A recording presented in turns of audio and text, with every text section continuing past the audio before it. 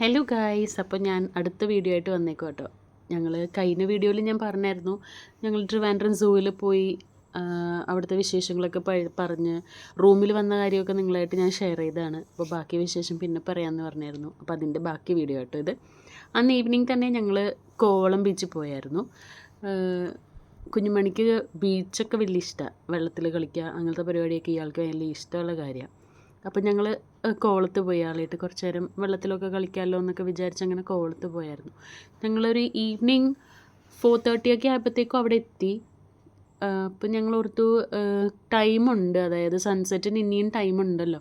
അപ്പോൾ അങ്ങനെയാണെങ്കിൽ നമുക്ക് കോവളം മാത്രം ആക്കണ്ട, ഒരു കാര്യം ചെയ്യാം, എന്നാൽ ഇവിടെ നിന്ന് കുറച്ച് നേരം കളിച്ചൊക്കെ കഴിഞ്ഞിട്ട് ശംഖുമുഖത്ത് പോകാമെന്നൊരു പ്ലാൻ ഞങ്ങൾ അവിടെ വെച്ചാണ് ആ ഒരു പ്ലാൻ ഞങ്ങൾ എടുത്തത് കേട്ടോ. അങ്ങനെ കുഞ്ഞുമണിയോട് ഞങ്ങൾ പറഞ്ഞു, ഇത്തിരി നേരം ഇവിടെ കളിച്ചത് മതി, നമുക്ക് അടുത്ത ബീച്ചിൽ പോകാമെന്നൊക്കെ പറഞ്ഞപ്പോൾ അത് ഇയാൾ ഇത്തിരി അയ്യോ വേണ്ട, ഇനി നമ്മൾ പറ്റിക്കുകയാണോ എന്നറിയില്ലല്ലോ.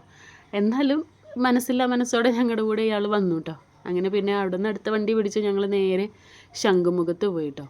എനിക്ക് തോന്നുന്നു കോവളത്തിനേലും കുറച്ചും കൂടി ശംഖുമുഖത്ത് കാണാനുണ്ട്, അതായത് കുറേ സ്റ്റാച്യൂസൊക്കെ ആണെങ്കിലും പിന്നെ കുറച്ചും കൂടി ആ ബീച്ചിനേലും കുറച്ച് സ്പേസ് എനിക്ക് ഇവിടെയാണ് തോന്നിയത്.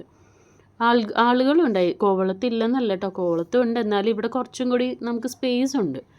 അങ്ങനെ ഞങ്ങൾ അവിടെയും ബീച്ചിൽ ഞങ്ങൾ ഇറങ്ങി കുറച്ച് ടൈം ഞങ്ങൾ വെള്ളത്തിലൊക്കെ കളിച്ചായിരുന്നു കേട്ടോ. കുഞ്ഞുമണിക്ക് ഇവിടെ വന്നു കഴിഞ്ഞപ്പോഴാണ് ഹാപ്പി ആയത്. കാരണം നമ്മൾ പറ്റിച്ച് കൊണ്ടുപോകണോ റൂമിലോട്ട് കൊണ്ടുപോകണോ എന്ന് പുള്ളിക്കാരത്തിക്ക് അറിയില്ലല്ലോ. പക്ഷെ ഇവിടെ വന്നു കഴിഞ്ഞപ്പോഴാണ് ഇല്ല, സത്യമാണ് പറയുന്നത്, നമ്മൾ ബീച്ചിലോട്ട് തന്നെയാണ് അടുത്തതും ബീച്ച് തന്നെയാണെന്ന് ഇവിടെ വന്നപ്പോഴാണ് ഇയാൾക്കൊരു വിശ്വാസമൊക്കെ ആയത്. അങ്ങനെ ഇയാളും പപ്പയും കൂടി കുറേ നേരം വെള്ളത്തിലൊക്കെ കളിച്ചങ്ങനെ നിന്നു. ഞാനും കൂടിയായിരുന്നു കേട്ടോ അവരുടെ കൂടെ. ബീച്ചിൽ വരുമ്പോൾ സത്യം പറഞ്ഞാൽ കുട്ടികൾക്ക് മാത്രമല്ലല്ലോ, നമ്മൾക്കും മനസ്സിനൊരു റിലീഫാണ്.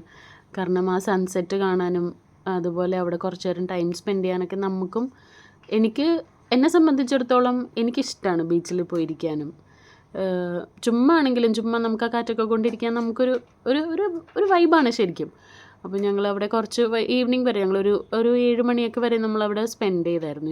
ഇരുട്ടായി കഴിഞ്ഞപ്പോഴത്തേക്കുമാണ് ഇപ്പോൾ നമ്മൾ ഓർത്തുനിന്ന് ഒരു ചായ കുടിക്കാമെന്ന് ഓർത്ത് ഇപ്പോഴത്തേക്കും അവിടെ ബൺമസ്കയും ചായയൊക്കെ ഉണ്ടായിരുന്നു. അപ്പോൾ ഞങ്ങളതൊക്കെ വാങ്ങിച്ച് കുറച്ച് നേരം കൂടി ഞങ്ങൾ ആ ബീച്ചിൽ അവിടേക്ക് ഇരുന്നായിരുന്നു.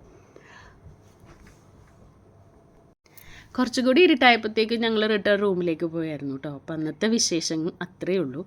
ഞാനിടുന്ന ഈ വീഡിയോസൊക്കെ നിങ്ങൾക്ക് ഇഷ്ടപ്പെടുന്നുണ്ടെങ്കിൽ തീർച്ചയായിട്ടും എൻ്റെ ചാനലൊന്ന് സബ്സ്ക്രൈബ് ചെയ്യണേ. അതുപോലെ ഞാനിടുന്ന വീഡിയോസ് ലൈക്ക് ചെയ്യാനും ഷെയർ ചെയ്യാനും നിങ്ങൾ മറന്നു പോകരുത്. അപ്പോൾ അത്രയേ ഉള്ളൂ ഇന്നത്തെ വീഡിയോ. അപ്പോൾ അടുത്ത വീഡിയോയിൽ കാണുന്നവരെ ബായ്.